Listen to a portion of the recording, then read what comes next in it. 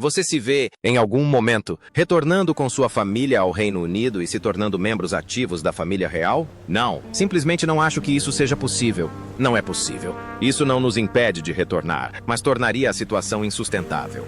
Em 23 de abril de 2026, o rei Charles III assinou a patente. A primeira cláusula da patente aboliu o título real, o status e o patrocínio militar do príncipe Harry, citando sua persistente negligência dos deveres soberanos e sua contínua residência fora do reino. Desapareceram com a grandeza de Windsor, a tinta verde substituindo as iniciais de Sua Alteza Real, a precedência em banquetes oficiais e uma promessa sussurrada de que um dia o Duque de Sussex voltaria a guardar o cenotáfio.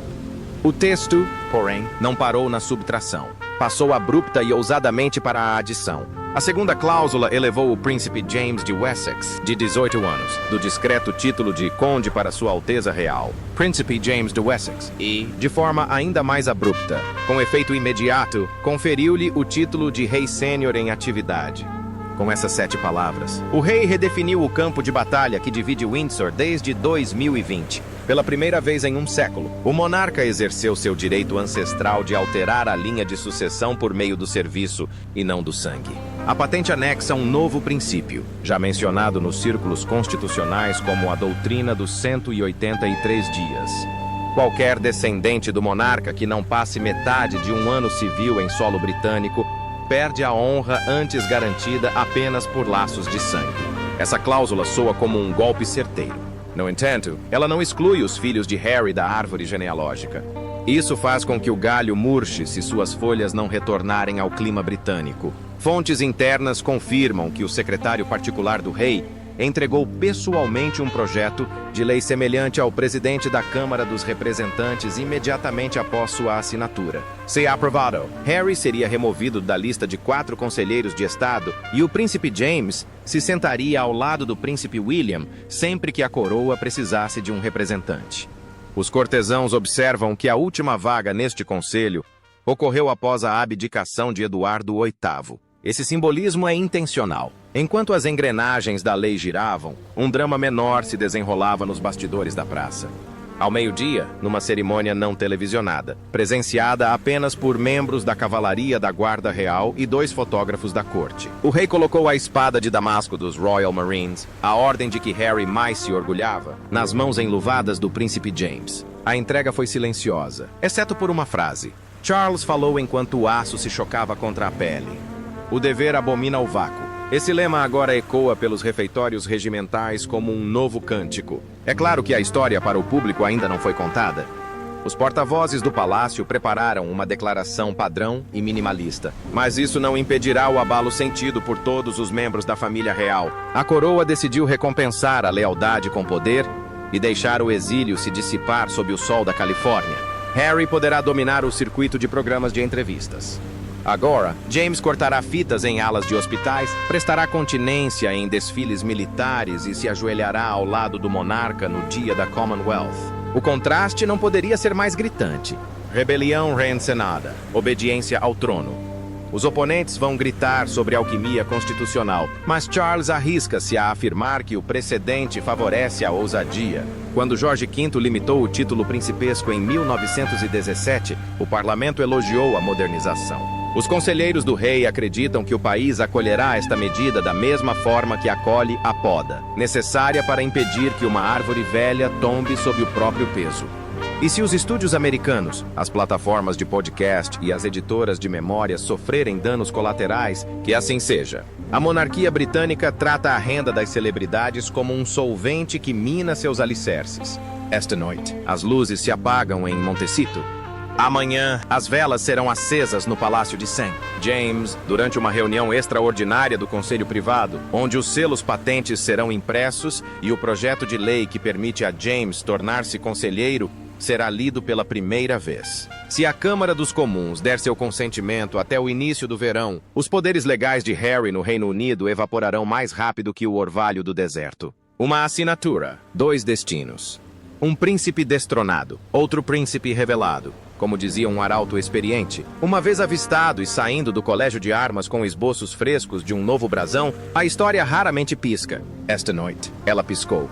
O reino agora aguarda para saber se o filho exilado desafiará o pai na corte ou sucumbirá à lógica implacável do dever acima do direito de primogenitura. 5 horas após a assinatura real, antes do amanhecer, um comboio de jaguares verde escuros percorreu a avenida em direção ao Palácio de St. James. Na carruagem da frente estava o Lord Chamberlain, segurando uma única folha de pergaminho com a inscrição Acta Prioritatis. O objetivo era claro: registrar a patente de nova geração no registro oficial de documentos reais e notificar o conselho privado sobre a vacância do cargo de conselheiro. Cortesãos afirmam que a última vez que um documento semelhante foi apresentado tão rapidamente foi com a Lei de Abdicação de 1936. O simbolismo era deliberado, um lembrete silencioso de que a preferência prevalece sobre a proteção. Enquanto a comitiva passava por Clarence House, os correspondentes reais se esforçavam para decifrar a mudança drástica. O primeiro vazamento chegou a Fleet Street às 9 horas e 17 minutos. 2 minutos depois, a BBC interrompeu sua programação normal para confirmar que os patrocínios militares de Sussex haviam sido transferidos. Não foi retirado, não foi suspenso, não foi movido. As nuances eram extremamente nítidas, nada desapareceu no vácuo. Tudo foi transmitido ao jovem príncipe, que ainda prestava continência à bandeira do Reino Unido ao amanhecer.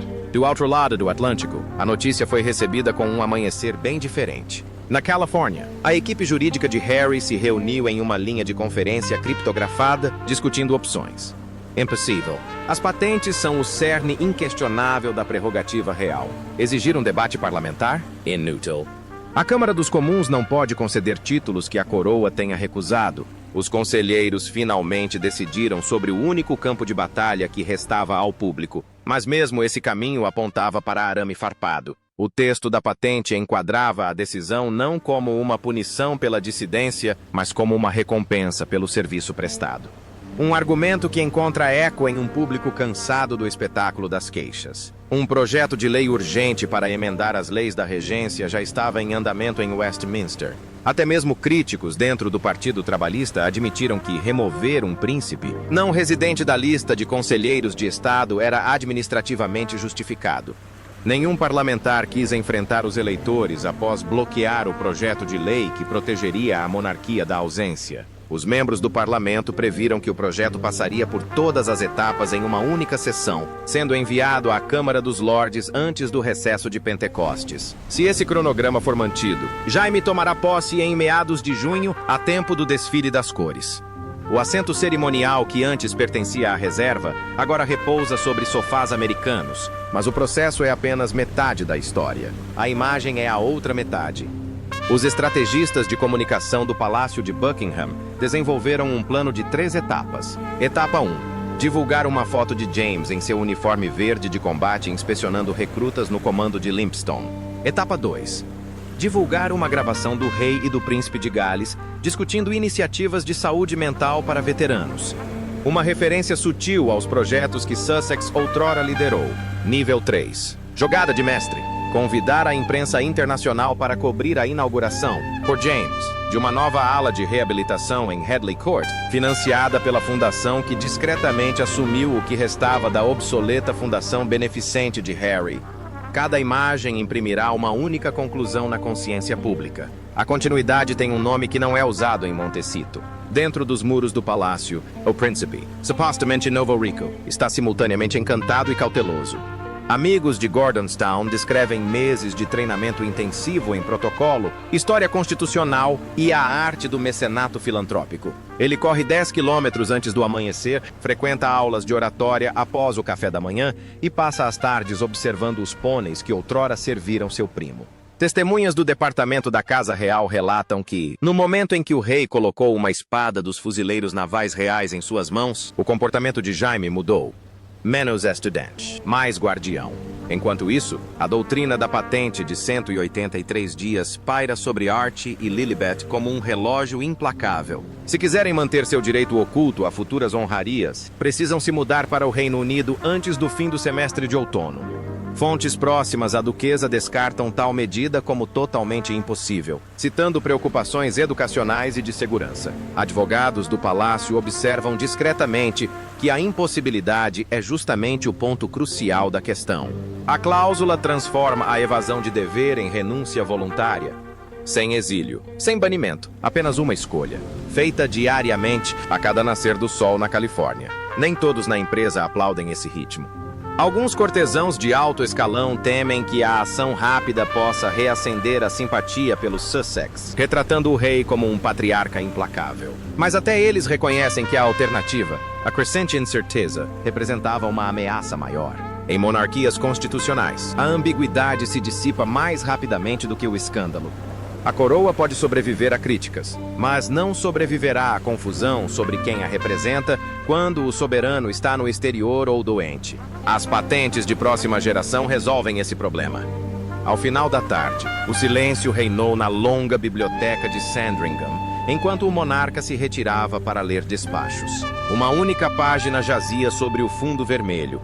Um despacho do Alto Comissário do Canadá, elogiando a clareza das recentes alterações constitucionais e solicitando uma visita real liderada pelo príncipe James na primavera seguinte. O rei teria sorrido, dobrado o papel e escrito com tinta azul: "Por favor, venha o mais breve possível." Um único convite foi suficiente para provar que a aposta valia a pena. Os aliados no exterior receberam o sinal. A Casa de Windsor não vai recuar. É simplesmente podar a madeira morta para que os ramos verdes possam crescer. A noite caiu sobre Londres e o rugido abafado da guarda do palácio anunciava a troca da guarda. Em Montecito, equipes de filmagem se instalavam do lado de fora da entrada, que teimosamente permanecia fechada. Os produtores esperavam fúria, lágrimas, qualquer imagem que pudesse rivalizar com as fotos do jovem príncipe aceitando a encomenda, que seriam divulgadas em breve. Mas além do portão, havia apenas silêncio. O mesmo silêncio que ecoou pela sala em 1844, quando a tinta secou e uma era chegou ao fim. Se a história raramente pisca, e hoje ela piscou, amanhã ela seguirá em frente. A terceira parte traçará a genealogia jurídica que permitiu a um monarca do século XXI exercer poder medieval e por que, pela primeira vez desde Jorge V, o público parece inclinado a aplaudir. Para entender como um rei do século XXI pôde, com uma única assinatura, redesenhar o mapa dos precedentes, devemos percorrer os corredores da história até que as luzes se apaguem. As primeiras portas se abriram em 1917, quando Jorge V se viu diante de uma monarquia sobrecarregada por títulos alemães e uma guerra que tornava tais adornos perigosos. Sua resposta foi uma patente que reduziu o número de príncipes e princesas, limitando o título aos filhos do monarca, aos filhos do herdeiro do trono e ao filho primogênito do filho primogênito. O sangue já não era suficiente. Servir à opinião pública tornou-se o novo fundamento da legitimidade. Este documento estabeleceu um padrão que Charles expandiu. O próximo marco ocorreu em 1936 com o ato de abdicação. Em apenas uma semana, o parlamento tomou medidas para minar a autoridade de um monarca que colocou desejos pessoais acima do dever constitucional. Essa lição, gravada em vermelho em todos os relatórios do gabinete, foi absolutamente incontestável. O sentimentalismo não pode se sobrepor à estabilidade. Quando a coroa está ameaçada, a máquina estatal opera com uma velocidade raramente vista na política comum. Avançando para 1953, a jovem rainha Elizabeth escapou de uma tempestade semelhante, adaptando-se, mas não se quebrando. Sua decisão de dar Mountbatten Windsor como sobrenome aos seus futuros herdeiros homens demonstrou que a adaptação pode evitar uma ruptura. Mas ela jamais abdicou de sua prerrogativa de definir títulos. Cada batizado, cada casamento, cada anúncio da sacada do Palácio de Buckingham lembrava aos cortesãos que a fonte da honra brota de uma única pena. Nesse contexto, a patente de nova geração é menos uma revolução do que uma culminação. Ao combinar a faca de descascar de Jorge V com o ímpeto repentino do ato de abdicação, Carlos I criou a doutrina moderna da realeza condicional. A cláusula 4 do novo instrumento estipula que o status principesco é mantido apenas se contribuir claramente para o bem-estar do reino. Juristas apontam a frase "contribuir claramente para o bem-estar" como a chave para entender a essência da questão. Isso estabelece uma obrigação positiva, não um direito passivo. Os títulos agora são licenças que expiram se não forem renovadas devido a uma obrigação demonstrável. Os críticos argumentam que tal autoridade deveria pertencer à lei, não à prerrogativa, mas a história conta uma história diferente. A prerrogativa é o solo ancestral do qual brotou a Constituição. A lei poda e molda os ramos, mas as raízes permanecem no domínio real. Quando Jorge V restringiu os títulos em 1917, o parlamento aplaudiu em vez de promulgá-los. A patente de nova geração segue o mesmo caminho, incentivando o parlamento a ajustar apenas mecanismos práticos, como a lista de conselheiros de Estado, enquanto mantém a essência da honra sob a alçada da realeza. Entram em vigor as leis da regência, regulamentando quem pode agir em nome de um soberano incapacitado ou em viagem. Essas leis exigem que um conselheiro seja um dos 4 adultos seguintes na linha de sucessão que residam habitualmente no Reino Unido. A residência, e não apenas os laços sanguíneos, é fundamental. Harry atravessou o Atlântico e ficou. O parágrafo 95 do memorando explicativo do projeto de lei de emergência, atualmente em análise na Câmara dos Comuns, esclarece que residência significa presença física por mais da metade dos dias do ano, a menos que a ausência esteja relacionada a assuntos da coroa. Esse limite reflete a doutrina dos 183 dias, inerente à patente, como os dentes de uma engrenagem. Uma vez aprovado o projeto de lei, mesmo um questionamento bem-sucedido da patente não restaurará a cadeira de Harry no Conselho, pois o projeto fechará a porta. Os apoiadores na Câmara dos Lordes comparam essa estratégia dupla a uma ponte levadiça e uma grade. A patente eleva o padrão ao eliminar o estilo e o precedente. A lei remove o padrão ao alterar a lista de leis. Para levar adiante ambas as reivindicações, a parte contrária teria que convencer os juízes a revisar os instrumentos de prerrogativa e convencer os legisladores a revogar as novas regulamentações. Especialistas em direito constitucional avaliam as chances dessa dupla vitória como remotas. Alguns questionam se os tribunais poderiam reconhecer um direito implícito à propriedade sob a Lei de Direitos Humanos. Mais uma vez, surge um precedente.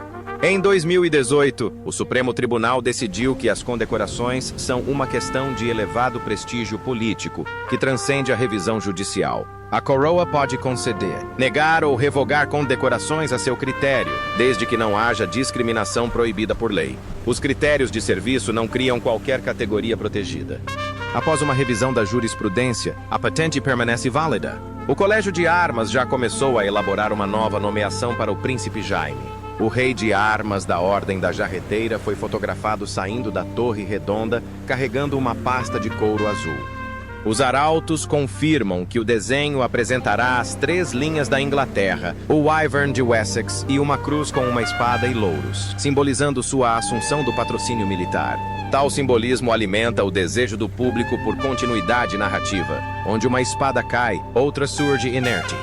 Os oponentes argumentam que o rei abriu as portas para privações arbitrárias. No entanto, a arbitragem exige imprevisibilidade. Uma patente é explícita, pública e vinculada a uma obrigação mensurável. Muitos comentaristas veem essa clareza como uma questão de higiene constitucional e não como um capricho. Uma monarquia que não pode mais se apoiar no direito divino deve se basear em comprovado valor público. A patente de nova geração incorpora esse requisito no DNA de cada futuro príncipe que o reino conhecerá.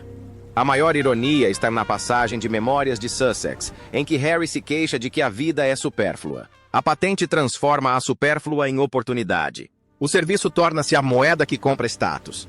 O príncipe Jacob aceitou a oferta, passando da relativa obscuridade para a glória da sucessão, com uma saudação e uma lista de obrigações já estabelecidas em uma circular da corte. Ao fazê-lo, tornou-se um argumento vivo em defesa das políticas que o moldaram. Se a história julgará esse passo como absoluto ou necessário, dependerá de desfechos ainda imprevistos. Por ora, a arquitetura legal está completa. Os precedentes sustentam as vigas. A lei fixa as portas. A heráldica pinta um símbolo acima deles. A coroa repousa mais leve hoje, não porque a oposição tenha sido suprimida, mas porque a obrigação foi codificada. A nova geração de patentes não inventou esse princípio. O texto era simples, escrito em letras grandes o suficiente para serem lidas de relance na era digital. O amanhecer do segundo dia após o pedido de patente demonstrou a rapidez com que as narrativas podem mudar. As primeiras páginas, que antes documentavam cada queixa em Montecito, agora estampavam fotos lado a lado de dois jovens com o mesmo nome, mas destinos diferentes. À esquerda, Harry, em um look casual de jeans, acena para as câmeras do lado de fora de seu estúdio em Los Angeles. À direita, o príncipe James de Wessex marcha pela Horse Guards em seu uniforme azul real completo. Essa justa posição foi intencional. Os editores perceberam uma mudança na atitude do público. O dever, e não a religião, tornou-se a moeda corrente da compaixão. No Ministério da Defesa, essa mudança foi mais do que simbólica. O Boletim Noturno 2206 ordenava a todos os ajudantes de regimento que substituíssem o nome do novo príncipe nas ordens cerimoniais do dia. Ao comando de Limpstone, o anúncio foi lido em voz alta sob o brasão de armas com o globo e a coroa de louros. Os fuzileiros navais, famosos por sua ironia, responderam com um silêncio severo. A tradição levou à crença de que o corpo obedecerá à vontade do governante, independentemente de quem empunhe a espada. Oficiais que outrora treinaram Harry em exercícios de desembarque, agora estão ansiosos para ensinar James. E alguns observam discretamente que uma nova carta constitutiva talvez seja mais fácil do que reparar uma quebrada. A Commonwealth observa tudo com a mesma atenção. Os altos comissários convidados para uma recepção no Jardim de Windsor descobriram que a lista de convidados havia sido alterada, de modo que James, e não Sussex, acompanharia o rei. Jornalistas canadenses permaneceram perto dos arcos de rosas, na esperança de ouvir sua primeira declaração inesperada. Em vez disso, ouviram uma declaração ponderada sobre serviço e história compartilhados. A principal razão foi a falta de desenvoltura. Enquanto Harry outrora exalava um ar caloroso e fotogênico, o novo príncipe demonstrava uma reserva, icos de seu avô Philip, e não de seu primo exilado. Diplomatas viam nesse contraste uma promessa de que a coroa pretendia temperar sua fama com estoicismo. Os estrategistas de Montecito estão correndo contra o tempo para recuperar a proeminência. Circula uma proposta para que Harry lidere uma caravana humanitária para o chifre da África. As câmeras estão a postos, os parceiros têm cheques de patrocínio prontos, mas cada rascunho de comunicado de imprensa treme ao menor sinal de patente. Filantropia é um compromisso. Sim, mas como moldar um orador quando o título de Alteza Real já não se aplica? Os departamentos de marketing estão em conflito com os advogados sobre se destituir um príncipe de seus poderes soberanos configura uma marca registrada ou uma deturpação dos fatos. Contratos estão paralisados, investidores estão hesitantes. A identidade, antes um ativo valioso da marca, tornou-se uma questão de negociação. Dentro dos muros do palácio, estão sendo realizados exercícios para testar a prontidão da nova estrutura consultiva. Um exercício de simulação no gabinete retrata a situação do rei no exterior diante de uma repentina ameaça interna. Na linha do tempo da guerra, Guilherme preside o conselho privado e Jaime assina os decretos necessários no conselho 4 minutos depois. Os representantes da empresa afirmam que a simulação funciona com mais fluidez do que qualquer chamada telefônica transatlântica. Eles brincam que a alta resolução ainda causa atrasos em conexões Wi-Fi fracas. Nem tudo funciona perfeitamente. Os puristas constitucionais reclamam que elevar o herdeiro do 18º para o 5º lugar cheira a excessiva simpatia política. No entanto, reconhecem que a base legal é sólida, e as pesquisas mostram que a maioria dos entrevistados prefere um príncipe de ofício a uma celebridade ausente. O ritmo da aprovação pública, antes desregulado por escândalos, agora pulsa em sintonia com um comprometimento visível. O próprio James permanece praticamente desconhecido. Sua conta no Instagram, criada anos atrás como parte do programa de anonimato de sua escola, foi desativada. Seu primeiro discurso agendado será daqui a 3 semanas no Arboreto Nacional, onde ele plantará um carvalho ao lado dos nomes daqueles que morreram em combate. Fontes próximas ao rei dizem que o príncipe estuda sua pronúncia com um tutor todas as noites, praticando a cadência que Churchill chamou de simplicidade sincera. Sem floreios, sem ironia. Apenas frases construídas como uma muralha. Os cortesãos acreditam que essa solidez é exatamente o que a monarquia precisa após uma década de franqueza e emoção. Do outro lado do Atlântico, o crepúsculo desce sobre as colinas de Santa Bárbara. Um drone solitário paira sobre os portões, na esperança de detectar algum movimento que possa anunciar uma notícia. Lá dentro, assessores estão afiando suas flechas finais, filmando um documentário sobre a versão da realeza do exílio do casal. As plataformas estão oferecendo preços altos, mas as datas de lançamento estão sendo adiadas enquanto os advogados avaliam o risco de difamação. Cada atraso diminui a sensação de urgência, enquanto no Reino Unido, a agenda de James está lotada de inaugurações de clínicas, lançamentos de navios e uma viagem planejada ao Pacífico. O momentum, antes aliado de Harry, agora está em seu encalço. Uma lição emerge dessas primeiras escaramuças narrativas. A coroa compreende que, na era digital, o poder não é adquirido, mas sim planejado. Fotos, visitas, assinaturas, tudo registrado na ata do tribunal, se acumulam até criarem um registro irrefutável de presença.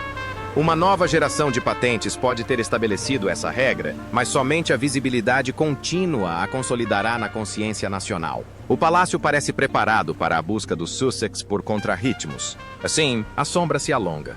Não a escuridão do escândalo, mas a silhueta fria de uma nova figura que se interpõe entre o monarca e o vazio deixado por seu filho mais novo. Se essa sombra protegerá a coroa ou a engolirá, dependerá dos próximos dias. Mas, por ora, o contorno é nítido. A postura é ereta e a espada repousa com segurança em uma nova mão. O poder raramente viaja sozinho. Ele arrasta consigo uma onda de reações que revelam tanto quanto o próprio ato.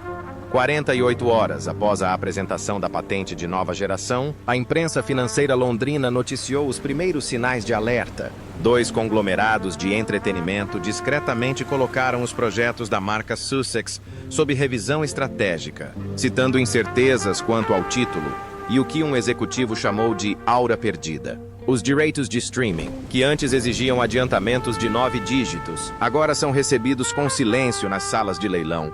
Analistas do setor alertam que uma marca construída sobre a aura da realeza corre o risco de ser relegada ao status de celebridades já saturadas em um nicho de mercado sob o sol da Califórnia.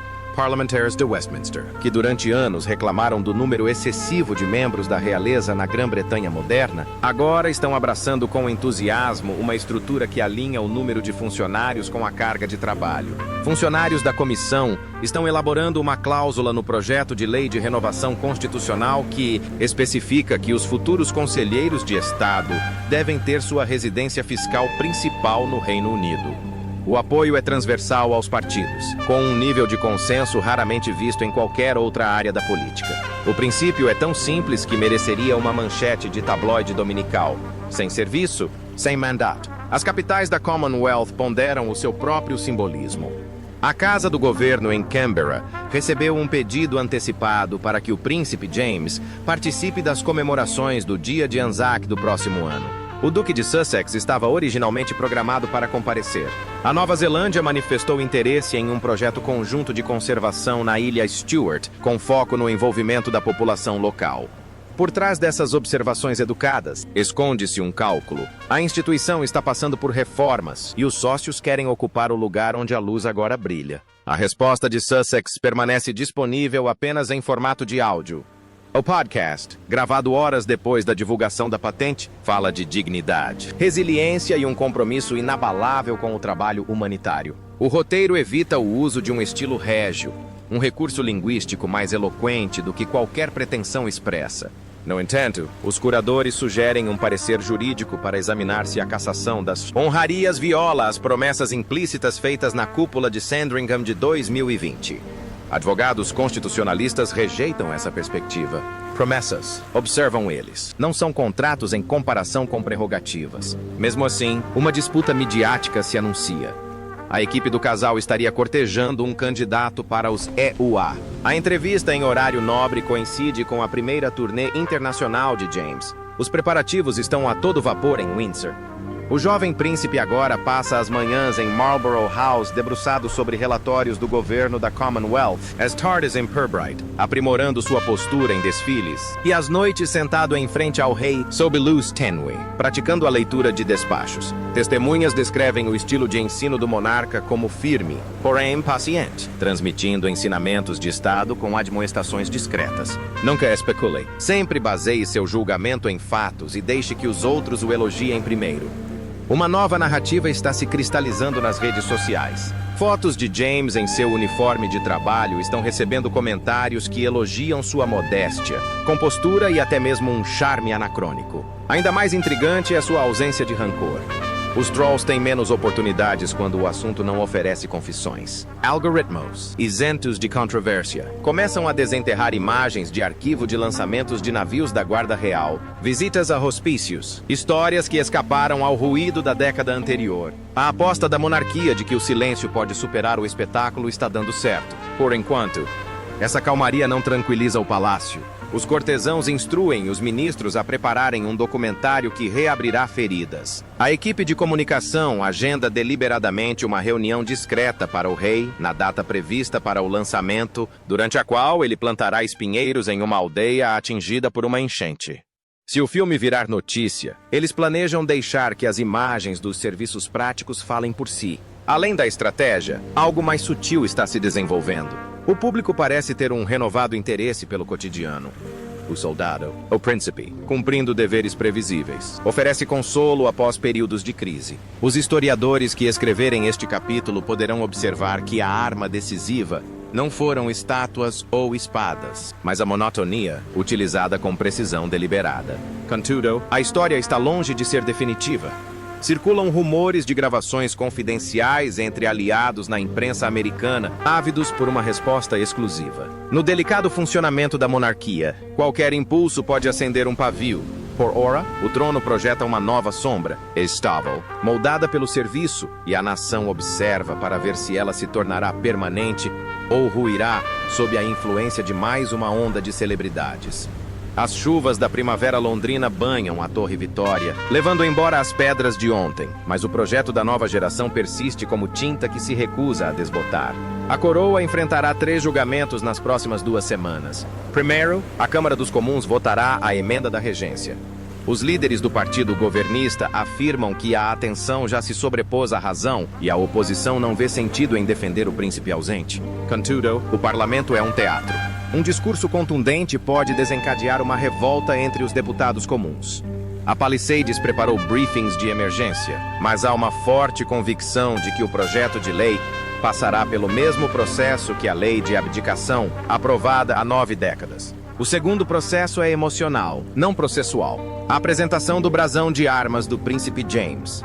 A heráldica é uma magia lenta, uma explosão de cores e simbolismos que esconde uma narrativa mais profunda do que qualquer comunicado de imprensa. Quando o Colégio de Armas hastear o brasão sobre o Palácio de St. James, o público verá a espada cruzada e o louro marinho, o dragão de Wessex e o carvalho aberto, simbolizando o serviço discreto. Se a multidão começar a aplaudir, como aconteceu outrora com o jovem Philip, que regressava com o seu uniforme naval, o palácio saberá que a sua aposta tocou o coração da nação. Mas, além dos rituais de Westminster e da heráldica, existe um terceiro desafio, ainda mais difícil. Meghan Markle teria encerrado as negociações para uma entrevista ao vivo, agendada para a véspera da reunião dos líderes da Commonwealth em Nairobi. Os produtores mantêm em segredo a promessa de que a gravação de áudio jamais será ouvida e que as mensagens permanecerão sem resposta. A estratégia é clara: levar a discussão da Câmara do Conselho Privado para o Tribunal da Opinião Pública, onde as vozes simpáticas prevalecem sobre a maioria. Os assessores do palácio delinearam 3 prováveis linhas de ataque. Promessas não cumpridas, conotações raciais e negligência da saúde mental. Seu plano de resposta é dolorosamente minimalista.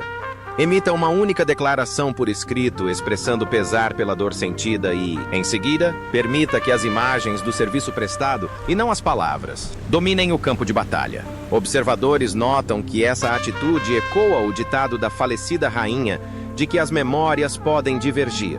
A contenção, em certa época, salvou a monarquia da tempestade, e a mesma disciplina deve agora estabilizar seu filho. Os críticos argumentam que o silêncio dá lugar à narrativa, mas os veteranos do Palace contrapõem que a força da instituição nunca foi a velocidade, mas sim a resistência. A própria patente capitaliza nessa verdade. Ao vincular títulos a serviços ao longo de toda a vida útil do jornal, a empresa parte do pressuposto de que as manchetes desaparecerão mais rapidamente do que os hábitos. No exterior, o cenário está mudando. Canberra confirma que o príncipe James depositará uma coroa de flores no Memorial de Guerra australiano em abril próximo. Ottawa está considerando um programa climático conjunto para jovens. Esses convites transmitem uma mensagem: a Commonwealth prefere reuniões presenciais a podcasts. Enquanto isso, o círculo diplomático de Washington está preocupado com o protocolo.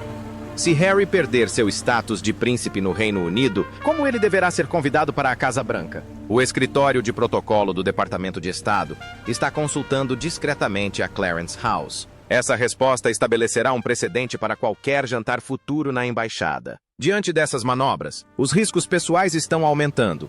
Os amigos dizem que Harry sente menos a dor da perda de sua renda do que a silenciosa abdicação de seu papel. Não há regimento para visitar, nenhuma taça de polo com seu brasão, nenhum assento automático ao lado do caixão de seu pai em um futuro funeral de Estado. A identidade se reduz à medida que a cerimônia termina. Em contraste, James entra em salas antes proibidas à hierarquia. Encontra generais que agora o saúdam e funcionários que agora o informam sobre orçamentos e ajuda bilateral. Deixando de lado o nervosismo juvenil, ele parece compreender a arte sagrada da privacidade sacrificada em prol da conquista de um objetivo. E quanto à própria monarquia, em um único documento, ela delineou um plano para a era pós-reality show. Menos vozes, responsabilidades mais claras, títulos como verbos em vez de substantivos. Se esse modelo funcionar, poderá estancar o fluxo constante de escândalos que vem se acumulando desde a década de 1990. Se ele falhar, falhará publicamente, e a coroa terá que arcar com o custo da luta pela vitória. Mas cada reinado escolhe seu ponto de virada. Charles escolheu a responsabilidade através da residência e do trabalho, reconhecendo que os britânicos modernos anseiam por uma família real com experiência, mais do que por coroas imaculadas. O governo de Westminster está lentamente ganhando impulso. Amanhã, a Câmara dos Comuns se reúne. Arautas Misturam Pigmentus. Cinegrafistas calibram lentes a 600 quilômetros de distância. Entre cada evento, existe um único fio condutor, o serviço. Se essa linha de raciocínio se mantiver, a patente será o prólogo de um capítulo mais tranquilo. Se ela se romper, o alvoroço das celebridades poderá abafar o ritmo lento da cerimônia. Por ora, o reino aguarda, à espera do ritmo que se espalhará pelo ar do verão.